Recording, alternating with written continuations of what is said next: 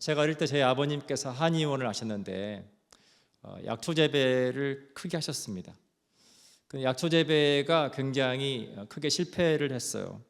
그거를 이제 만회하려고 뜻밖의 배추 농사를 지으셨습니다.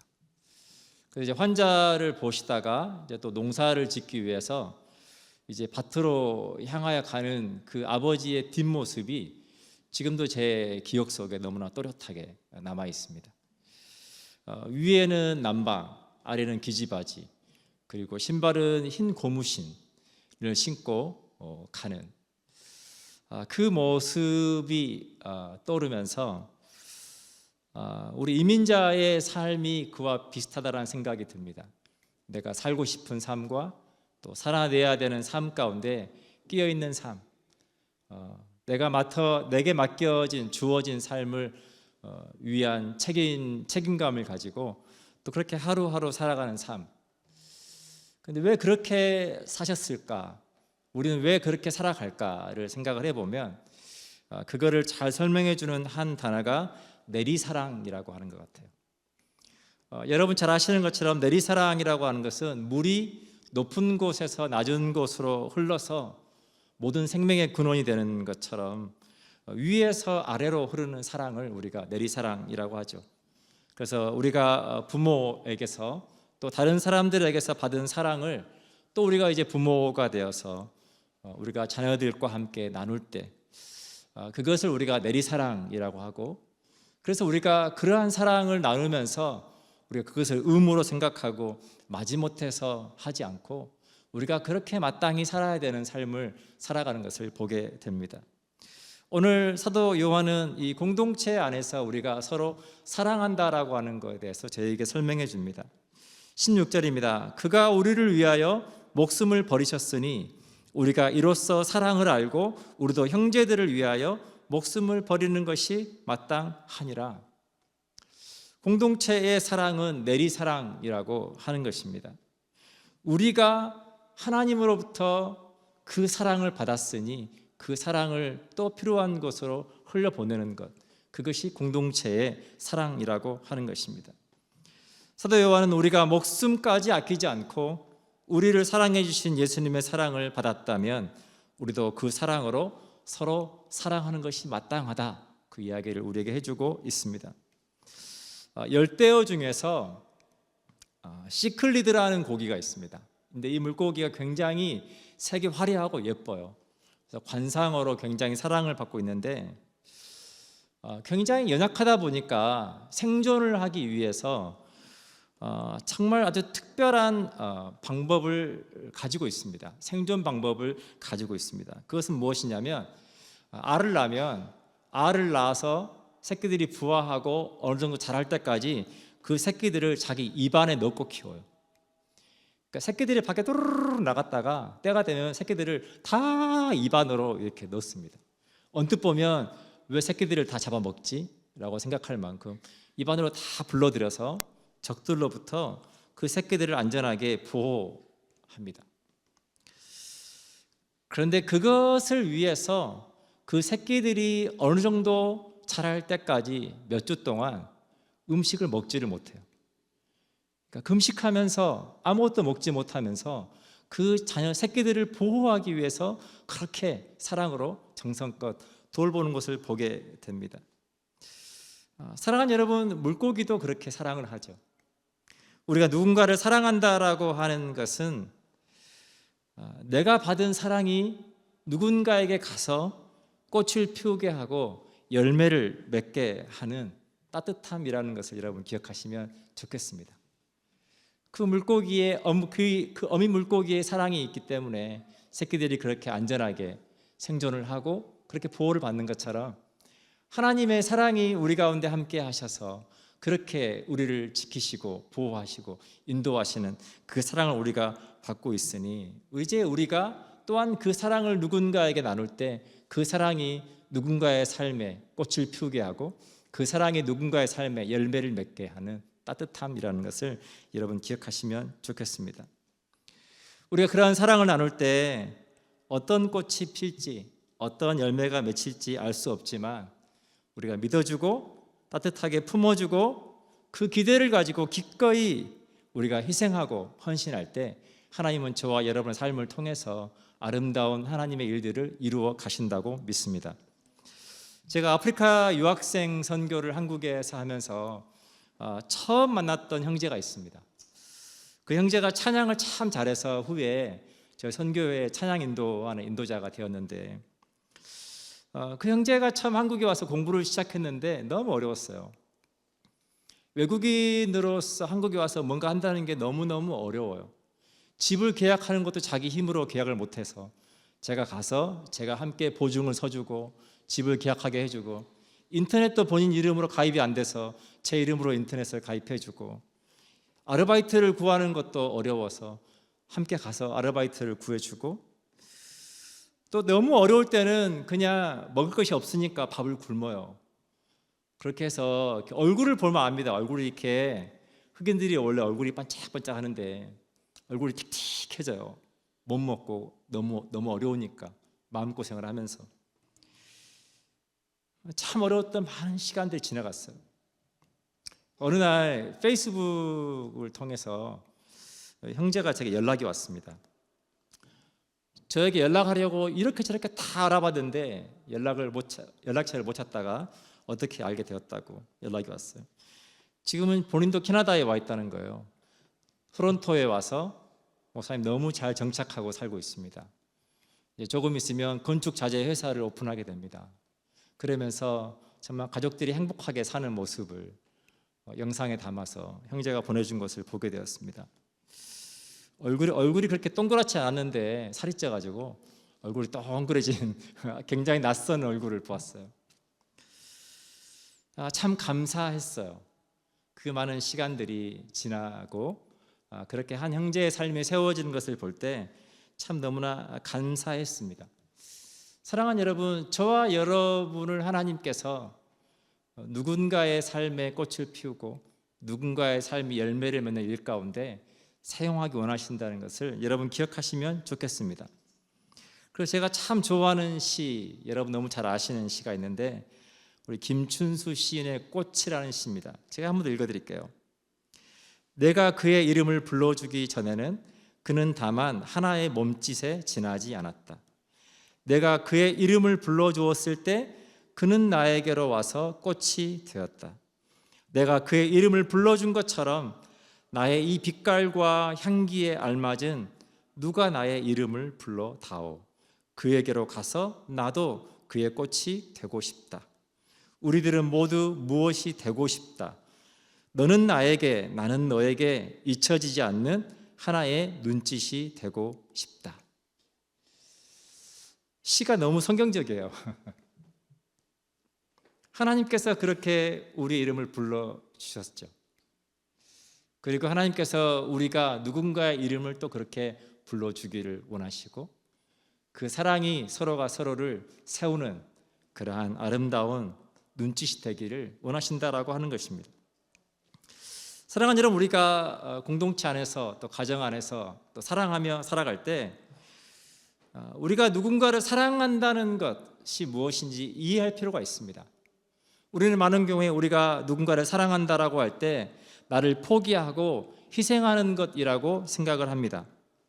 근데 사랑하는 여러분, 우리가 누군가를 사랑한다라고 하는 것은 나를 포기하고 희생하는 것이 아니라 나를 가장 나답게 하고 나를 가장 사랑하는 가장 좋은 길이라는 것을 여러분 기억하시면 좋겠습니다.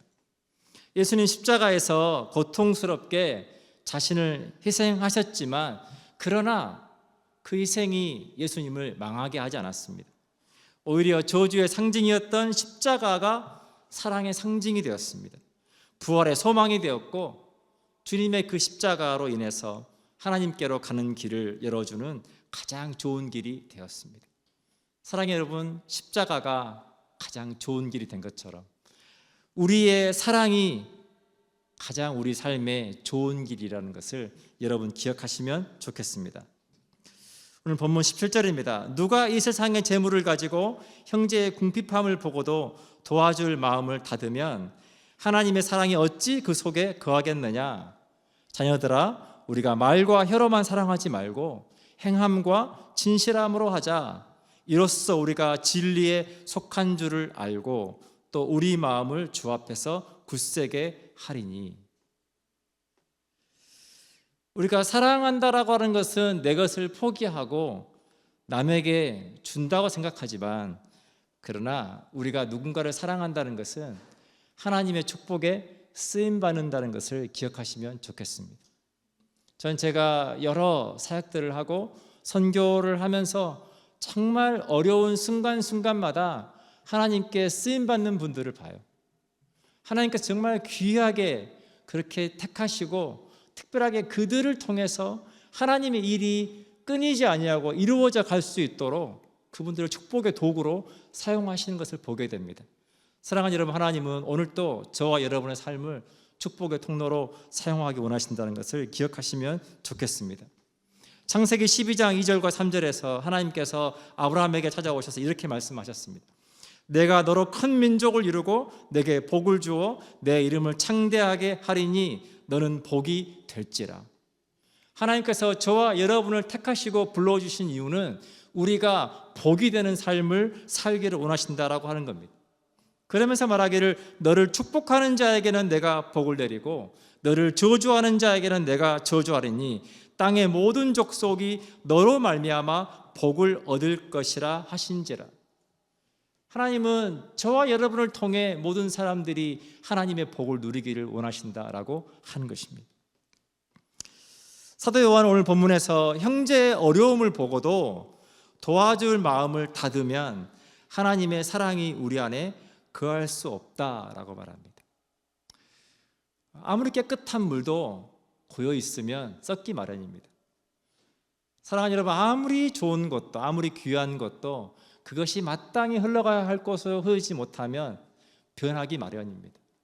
하나님의 사랑이 우리 안에 있고 그 하나님의 사랑이 필요한 것으로 흘러갈 때 그것이 우리에게도 축복이 되고 그 사랑이 흘러가는 누군가에게도 축복이 된다는 것을 여러분 기억하시면 좋겠습니다. 요한일서 4장 20절과 21절에서 요한은 우리에게 이렇게 말합니다. 누구든지 하나님을 사랑하노라 하고 그 형제를 미워하면 이는 거짓말하는 자니 보는 바 그 형제를 사랑하지 아니하는 자는 보지 못하는 바 하나님을 사랑할 수 없느니라. 우리가 이 계명을 주께 받았으니 하나님을 사랑하는 자는 또한 그 형제를 사랑할지니라. 우리가 하나님을 사랑한다는 것은 형제를 사랑하는 것이다. 눈에 보이는 형제를 사랑하지 못하면서 눈에 보이지 않는 하나님을 사랑한다라고 하는 것은 거짓말하는 거다. 그렇게 요한이 우리에게 말하고 있습니다. CCC를 창설한 그리고 세계 복음화에 앞장섰던 김준곤 목사님이 계셨죠.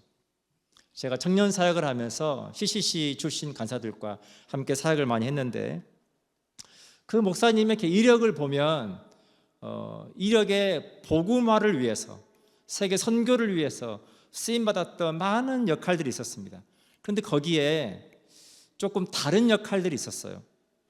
그 두 가지가 뭐냐면 하나는 우리 민족 서로 돕기 운동 상임대표였어요. 우리 민족 서로 돕기. 그래서 북한을 돕는 일 가운데 앞장서서 그렇게 북한 선교를 위해서 애썼던 모습을 보게 됩니다. 그리고 또 한 가지가 뭐냐면 사랑의 장기기증운동본부 이사장을 하셨어요. 정말 어려운 고통받고 있는 환자와 또 가족들을 돕는 그 일을 한 것을 보게 됩니다. 우리가 복음을 전하고 우리가 하나님의 사랑을 전한다라고 하는 것은 예수 그리스도를 통한 구원, 그 복음을 전하는 것과 함께 또한 그 하나님의 사랑을 우리가 할 수 있는 것을 통해서 나누고 전하는 것이라는 것을 여러분 기억하시면 좋겠습니다. 저는 저희 양무리 공동체가 이 빅토리아에 있는 이유로 인해서 이 빅토리아가 축복받기를 소망합니다. 양무리 공동체가 있어서 이 빅토리아가 살만한 도시가 되고 이 빅토리아가 정말 따뜻한 아름다운 이야기로 가득 채워지는 그러한 정말 아름다운 도시가 되기를 소망해 봅니다. 21절입니다. 사랑하는 자들아, 만일 우리 마음이 우리를 책망할 것이 없으면 하나님 앞에서 담대함을 얻고 무엇이든지 구하는 바를 그에게서 받나니 이는 우리가 그의 계명을 지키고 그의 앞에서 기뻐하시는 것을 행함이라. 사랑하는 여러분, 사랑에는 하나님의 선한 보상이 있다는 것을 기억하시면 좋겠습니다. 우리가 하나님의 그 보상을 받기 위해서 사랑하는 것이 아니지만, 그러나 그러한 사랑에는 하나님의 선한 보상이 따라오게 되어 있습니다. 오늘 본문의 22절에서 요한은 무엇이든지 구하는 바를 그에게서 받는다라고 말합니다. 우리가 서로 사랑하고 하나님을 기쁘시게 할 때, 반대로 우리에게 하나님의 도움이 필요할 때 우리가 담대하게 하나님께 도움을 요청할 수 있다라고 하는 것입니다. 사람과 사람의 관계도 좋은 관계에서 있을 때 우리가 도움을 요청할 수 있는 것처럼, 우리와 하나님과의 관계 속에 우리가 하나님을 기쁘시게 하고 하나님의 말씀을 따라 사랑할 때 우리의 필요를 하나님 앞에 담대하게 구할 수 있게 된다라고 요한은 우리들에게 말해주고 있습니다. 그래서 잠언 16장 7절에서 우리에게 이렇게 말합니다. 사람의 행위가 여호와를 기쁘시게 하면 그 사람의 원수라도 그와 더불어 화목하게 하시느니라. 우리의 삶이 하나님을 기쁘시게 하면 하나님께서 그 사람의 원수라도 화목하게 하시는 놀라운 역사를 우리 삶 가운데 이루어 가신다. 그래서 우리가 서로 사랑한다라고 하는 것은 우리가 다른 사람들의 필요를 채울 뿐만 아니라 우리의 필요를 채우는 가장 확실한 길이 된다는 것을 여러분 기억하시면 좋겠습니다. 우리가 하나님을 사랑하고 공동체를 섬기며 살아갈 때 하나님의 또 다른 약속은 우리가 하나님 안에 거하게 된다는 것입니다. 24절입니다. 그의 계명을 지키는 자는 주 안에 거하고 주는 그의 안에 거하시나니 우리에게 주신 성령으로 말미암아 그가 우리 안에 거하시는 줄을 우리가 아느니라. 우리가 사랑하며 하나님의 말씀을 따라 살아갈 때 하나님의 가장 큰 약속은 내가 너희와 함께 한다는 것입니다. 우리가 신앙의 여러 인물들 중에서 가장 하나님과 동행하는 삶을 잘 누렸던 사람을 꼽으라면 다윗을 꼽을 수 있을 것 같아요. 시편 23편에서 다윗은 이렇게 고백합니다. 내가 사망의 음침한 골짜기로 다닐지라도 해를 두려워하지 않을 것은 주께서 나와 함께 하심이라. 내 인생을 살아가다 보면 사망의 음침한 골짜기를 지날 때가 있지만 답답하고 두렵고 어찌할 수 없는 상황 가운데 올 때가 있지만 내가 두려워하지 않는 것은 주께서 나와 함께 하심이라. 주의 지팡이와 막대기가 나를 안위하시나이다. 하나님께서 나를 보호하십니다. 주께서 내 원수의 목전에서 내게 상을 차려 주시고 기름을 내 머리에 부으셨으니 내 잔이 넘치나이다. 하나님께서 나를 승리하게 하실 것을 믿습니다. 그 고백이죠. 내 평생의 선하심과 인자하심이 반드시 나를 따르리니 내가 여호와의 집에 영원히 살리로다. 하나님은 선하시고 하나님은 인자하신데 그 하나님께서 반드시 나를 내 평생 가운데 함께 하셔서 내게 그 은혜를 주실 것입니다. 다윗은 선포하고 있습니다. 사랑하는 여러분, 저와 여러분의 사랑이 필요한 사람이 누구입니까? 사랑하는 여러분, 우리의 사랑이 필요한 곳이 어디입니까? 그곳으로 하나님의 사랑으로 우리의 사랑이 흘러갈 수 있기를 축복합니다. 그 사랑이 흘러가서 꽃이 피고 아름답게 열매 맺는 놀라운 하나님 은혜가 함께 하시기를 축복합니다. 기도하겠습니다.